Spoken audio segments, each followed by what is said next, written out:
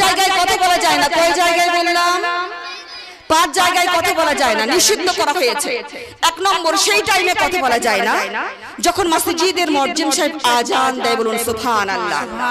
আজানের উত্তর দিতে হয়, না পারলেও আজানটাকে শুনতে হবে। সেই টাইমে যদি আমরা কথা বলি আমাদের 40 বছরের ইবাদত নষ্ট হয়ে যায়। সকলে বলুন নাউযুবিল্লাহ।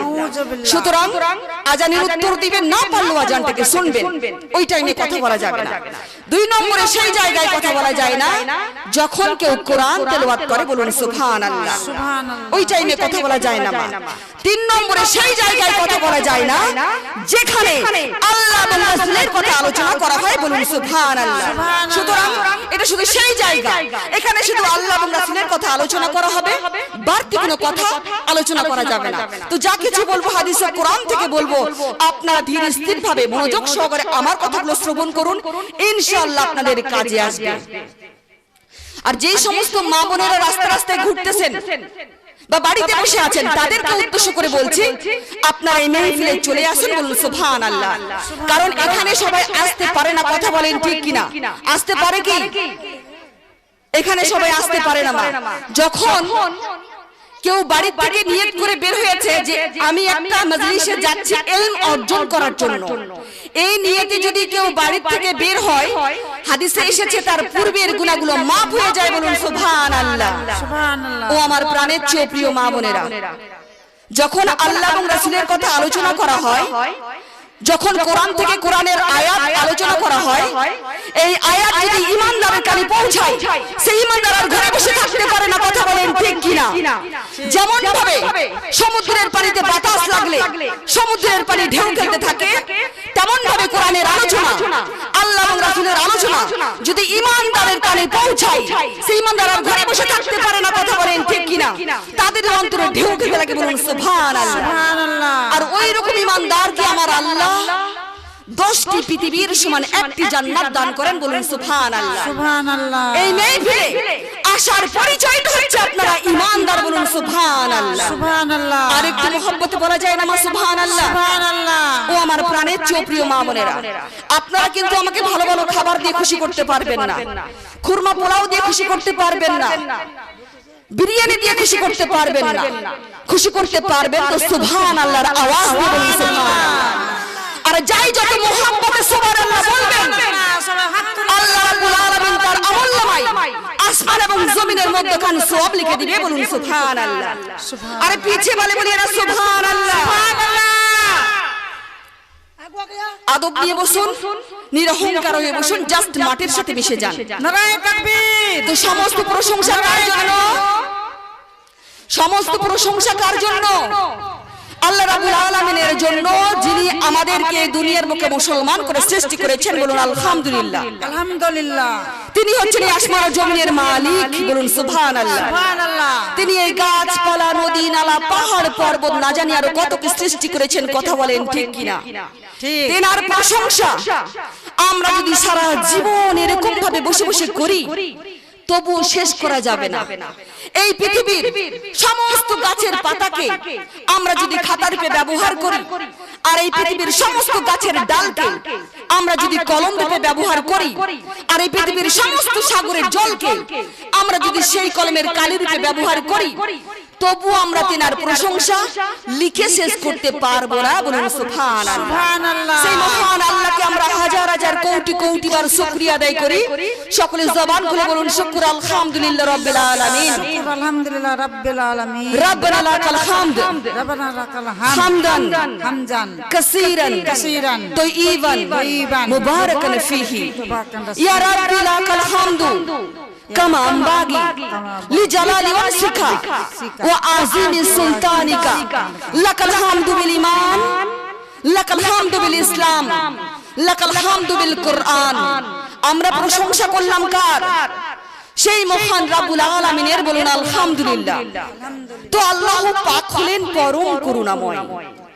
আল্লাহ পাক হলেন পরম করুণাময়, যার ইঙ্গিতে শুধুমাত্র কোন শব্দ দ্বারা तमाम মাখলুকাত সৃষ্টি, বলুন সুবহানাল্লাহ। সুবহানাল্লাহ। যার ইঙ্গিতে শুধুমাত্র কোন শব্দ দ্বারা तमाम মাখলুকাত সৃষ্টি, তার কোনো তুলনা নেই। তিনি সবকিছুই জানেন এবং সর্বদা বিরাজমান। তিনি অদ্বিতীয়, তিনার কোনো দ্বিতীয় নেই। তিনি হচ্ছেন লা শারিকা লাহু, তিনার কোনো শরীক নেই, তিনার কোনো বংশধর নেই, তিনিও কারো বংশধর নন। তিনি হচ্ছেন এই সমস্ত মাখলুকাতের পালনকর্তা এবং একমাত্র প্রভু, বলুন আলহামদুলিল্লাহ। সেই মহান আল্লাহকে আমরা আরো হাজার হাজার কোটি কোটি বার শুকরিয়া আদায় করি, যিনি আমাদেরকে এই দুনিয়ার বুকে এমন এক নবীর উম্মত করে পাঠিয়েছেন, যে নবী না আসলে আমাদেরকে সৃষ্টি করতেন না। কথা বলেন ঠিক কিনা? এই গাছপালা, নদী, নালা, পাহাড়, পর্বত, পশু, পাখি কিছুই সৃষ্টি হতো না। কথা বলেন ঠিক কিনা? তিনি হচ্ছেন আল্লাহর নূর দ্বারা সৃষ্টি।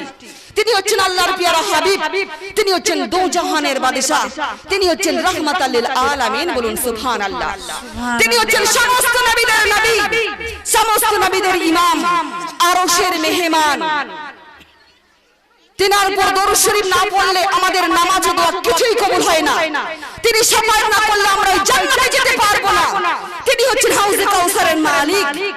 তিনি হচ্ছেন জান্নাতের পতাকাধার, শত্রুদের বিনাশকার, মামিনার নয়নের তারা, আব্দুল্লাহ জিনার পিতা, আব্দুল মুত্তালিব জিনার দাদা জান, আবু বকর সিদ্দিক জিনার শ্বশুর জান, মা খাদিজা এবং মা আয়েশার যিনি স্বামী জান, মা ফাতেমার যিনি আব্বা জান, শেরে খোদা হযরত আলীর যিনি শ্বশুর জান, ইমামে হাসান, ইমামে হুসাইনের যিনি নানা জান, তিনি হলেন আমাদের সকলের হযরত মুহাম্মদ মুস্তাফা সাল্লাল্লাহু তাআলা আলাইহি ওয়াসাল্লাম। সেই মহান রাসূল পাককে আমরা হাজির না তিনার মুহাব্বতে উচ্চ সুরে সকলে ঝুমঝুম করে তিনার উপর দরুদ শরীফ তেলাওয়াত করব। সকলে বলুন আল্লাহুম্মা আমিন। এবং গোটা বিশ্বের সমস্ত হক্কানি ওলি আল্লাহদের দোয়ায় আল্লাহ আমার জবান দিয়ে সত্য কথাগুলো বলার তৌফিক দান করুক। আমার মতো বেআমল নাচিসকে আল্লাহ ইলমের লাধুরি দিয়ে আলোচনা করার তৌফিক দান করুক। সকলে বলুন আল্লাহুম্মা আমিন। তো মুহাব্বতে আল্লাহুম্মা সাল্লি আলা সাইয়্যিদিনা মাওলানা মুহাম্মদ ওয়া আলা আলি সাইয়্যিদিনা ওয়া আলা আলি সাইয়্যিদিনা মাওলানা মুহাম্মদ। সকলে জবান খুলে বলুন সাল্লাল্লাহু তাআলা আলাইহি ওয়াসাল্লাম। আমি নবীজির পাগল, আমি মদিনার পাগল, বলুন না সুবহানাল্লাহ। ও আমি নবীজির পাগল, আমি মদিনার পাগল, আমি নবীজির পাগল, আমি মদিনার পাগল। মদিনার ওই ধুলবালি মোর, মদিনার ওই ধুলবালি মোর নয়নের কাজল। আমি নবীজির পাগল, আমি মদিনার পাগল। আমার মনে নবী নবী দুই চোখে মদিনার ছবি, আমার মনে নবী নবী দুই চোখে মদিনার ছবি, আমার মনে নবী নবী দুই চোখে মদিনার ছবি, আমার মনে নবী নবী,